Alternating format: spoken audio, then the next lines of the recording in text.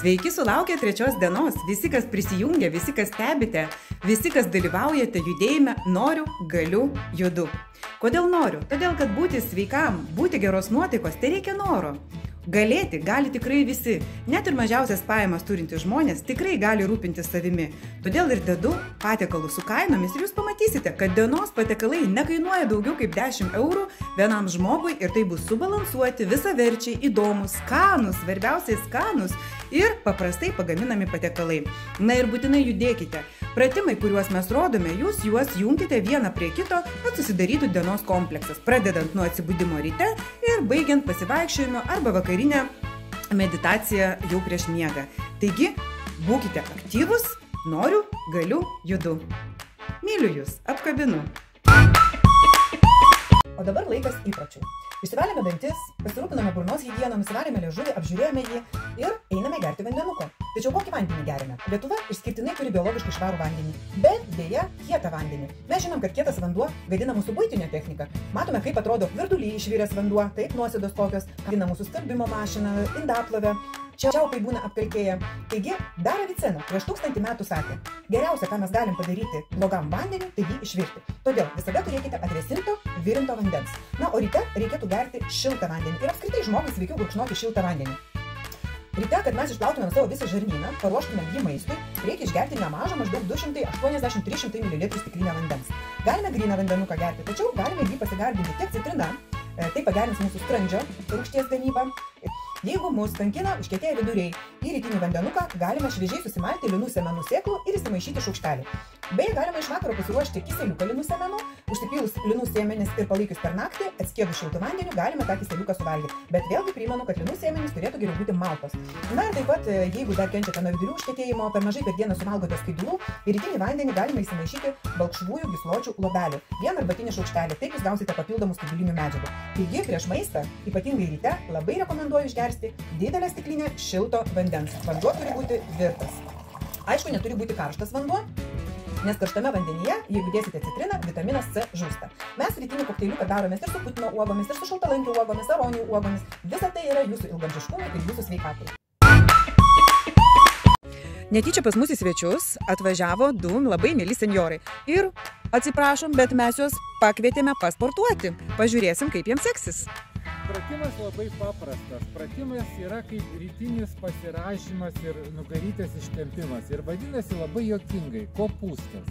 Taigi mes dabar padarysim tą kopūstą, o pratimas atrodys taip. Iš lėto įkvėpiam, skaičiuojam iki 5,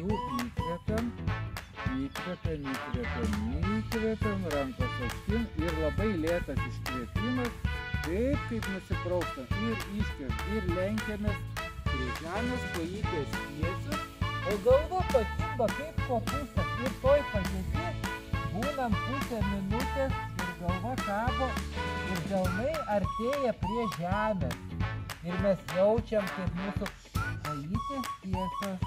Kokia nauda šio pratimo? Tai yra toksai super pasiražymas. Tai yra kaip rytinis prasitempimas, va kaip katinas va ryte. Atsibudo, prasitempia visas. Gerai, įkvėpiam ir iškvėpiam. O toks paprastas pratimas. Ar labai sunku buvo daryti šitą pratimą? Ne? Nesvaigo galva? Ne. Puiku. Ar darysit namuose šitą pratimą? Sveiki! Šiandien užduotis yra praeiti 4000 žingsnių. Po truputį didinam skaičių. Puikus receptas, kuris tinka tiek pusryčiam, tiek pietum, tiek greitai vakarieniai. Dažnas sako, kad kiaušiniai tinka tik pusryčiam. Tačiau mano patarimas ir nepraleisti vakarienės. Buvo mitas apie kiaušinius, kad jie didina cholesterolį, blogą ir taip toliau. Ačiū Dievui, šitas mitas sugriautas. Kiaušiniai vienas iš nedaugelio produktų, kuris turi vitamino D, o mums visiems jo trūksta. Taigi, vitaminas D, E, K, B12 yra štai šitose kiaušiniuose ir kas dar labai svarbu, yra patys vertingiausi baltymai, nes kiaušinio baltymai yra laikomi etalonų, baltymo etalonų. Taigi, mielieji, ypatingai mums amžėjant trūksta baltymų ir mums sunku surinkti gerųjų baltymų kiekį. Ir štai kiaušinis yra tas, kurį tikrai galima valgyti 1, 2 ir netgi 3 per dieną. Taip pat kiaušiniai turi liuteino, o mes žinom, kad liuteinas labai gerai akims. Ir taip pat cholino, kuris palaiko mūsų smegenų gerą darbą. Taigi, su kuo mes derinsime kiaušinius? Kiaušinius derinsime su špinatais. Pažiūrėkite, kokius špinatus man pavyko užauginti. Labai gražų špinatai. Va, štai kokio dydžio špinatai. Kas vengia oksalato turinčių produktų, tai yra rabarbarai, špinatai. Tai žinokit, kada mes juos termiškai apdorojam, visi oksalatai dingsta. Taigi, mums dar kas yra labai svarbu naudoti riebalus, gaminant maistą, kuriame yra riebaluose tirpių vitaminų. Todėl galime kepti ant alyvuogių aliejaus, pasirinkit gerą kokybišką aliejų arba ant sūdytų lašinukų. Na ir dar vienas baltymų šaltinis, tai yra sūris. Galite dėti, galite ne, bet jisai omletui priteiks ir skanumo, ir dienos metu sotumo, arba vakare nebereikės jau darinėti šaldytuvo. Tačiau renkantis sūrį parduotuvėje, turite žiūrėti sudedamasias dalis. Turi būti pienas, druska ir bakterijų kultūros. Viskas, daugiau nieko neturėtų būti. Smulkinam svogūną. Iš šaltą keptuvę pilam porą šaukštų aliejaus, vienai porcijai pusę svogūnėlio. Tai porcijai imam 2 kiaušinius, žiupsnelį druskos, jeigu dedam sūdytus lašinukus, druskos rekomenduoju nedėti. Ir itališkų žolelių, džiovintų žolelių, čiobrelių, kokių norite, truputėlį. Žolelės yra vieni stipriausių antioksidantų ir viską suplakam. Kepasi svogūnėlį, o mes pasirašim kiaušinukus. Špinatai turi vitamino K, o tai labai svarbus vitaminas, kuris draugauja su vitaminu D. Taip pat turi folio rūgšties ir vyresnio amžiaus žmonėms tai labai svarbu. Štai šitie vitaminai saugo mūsų imuninę sveikatą, saugo širdies kraujagyslių sveikatą. Taip pat vitaminas C, kuris reikalingas mūsų imuniniai sistemai. Ir jie labai lengvai virškinami, ypatingai švelniai termiškai apdoroti. Todėl nebijokite špinatus pakaitinti. O žiemos metu tinka ir šaldyti.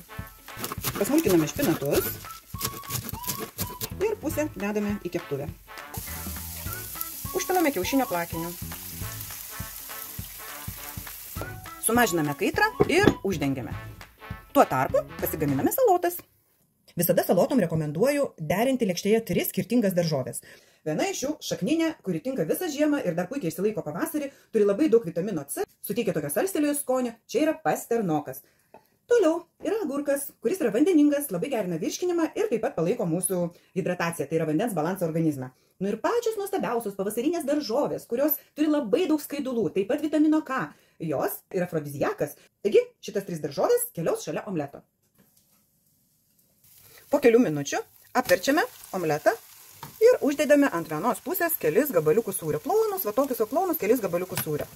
Užverčiam ir vėl po minutę pakepam kiekvieną pusę. Būtinai uždenkit. Maksimum 10 minučių užtruks štai tokio patiekalo gamyba. Ir gausim labai nebrangų, maistinė prasme vertingą vakarienės arba pusryčių patiekalą. Nepamirškite daržovės taip pat pašlakstyti alyvuogių aliejumi ir šlakelį balzamiko. Taigi sėdame vakarieniauti arba pusryčiauti.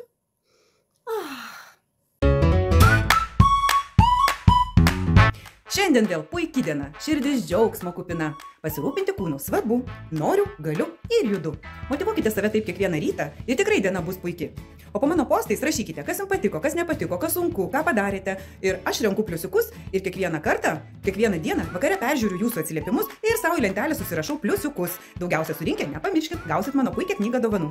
Tegul ir jūsų kūnas būna jūsų tvirtovė.